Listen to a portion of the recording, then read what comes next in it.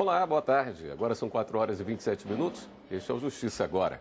Hoje é quarta-feira, dia de sessão plenária no Supremo Tribunal Federal. Nesse momento, estamos no intervalo da sessão. Quem acompanhou a primeira parte foi a repórter Carla Lucena, que fala com a gente ao vivo. Boa tarde, Carla.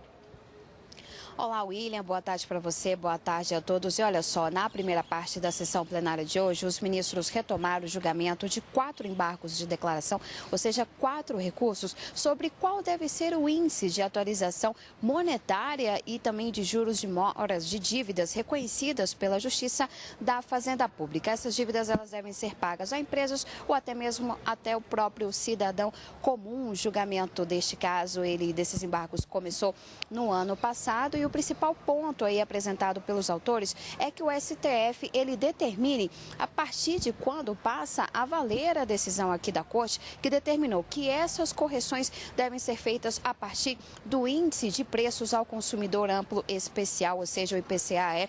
O julgamento ele foi suspenso no ano passado por conta do pedido de vista do ministro Alexandre de Moraes. Ele, inclusive, foi o primeiro a falar na sessão de hoje e ele divergiu do relator, o ministro Luiz Fux. Para ele, não há como modular essa decisão. Vamos ver.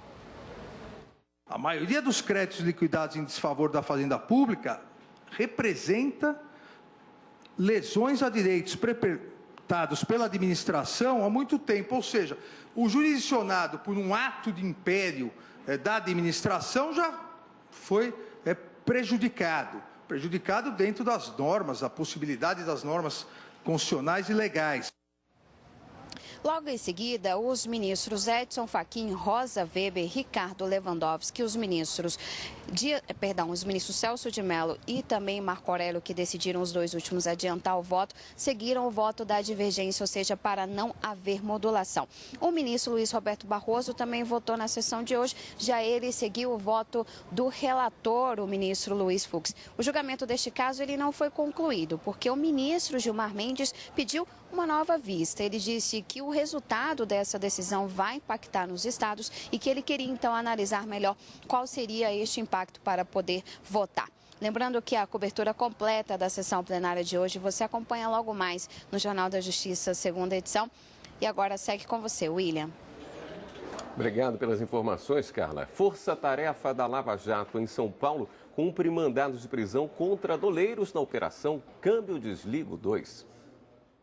Agentes da Polícia Federal e representantes do Ministério Público Federal cumpriram na manhã desta quarta-feira mandados de busca e apreensão e de prisão expedidos pelo juiz da 7ª Vara Federal Criminal do Rio de Janeiro, Marcelo Bretas. Nesta fase, os alvos são 4 doleiros citados nas delações premiadas de Vinícius Cloré, o Juca, e Cláudio Fernando Barbosa, o Tony. Eles teriam dito que as pessoas presas hoje participaram do suposto esquema de evasão de divisas, lavagem de dinheiro e corrupção, chefiado pelo ex-governador do Rio de Janeiro, Sérgio Cabral.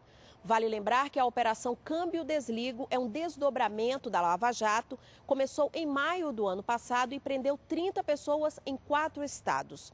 Em geral, doleiros, que teriam movimentado cerca de R$1,5 bilhão em 52 países. O Justiça Agora fica por aqui. Daqui a pouquinho você volta a acompanhar os julgamentos no plenário do Supremo Tribunal Federal, que você pode acompanhar pela TV Justiça, pela Rádio Justiça, também pelo canal do STF no YouTube. E outras informações do Judiciário Nacional, logo mais no Jornal da Justiça, segunda edição. Até lá!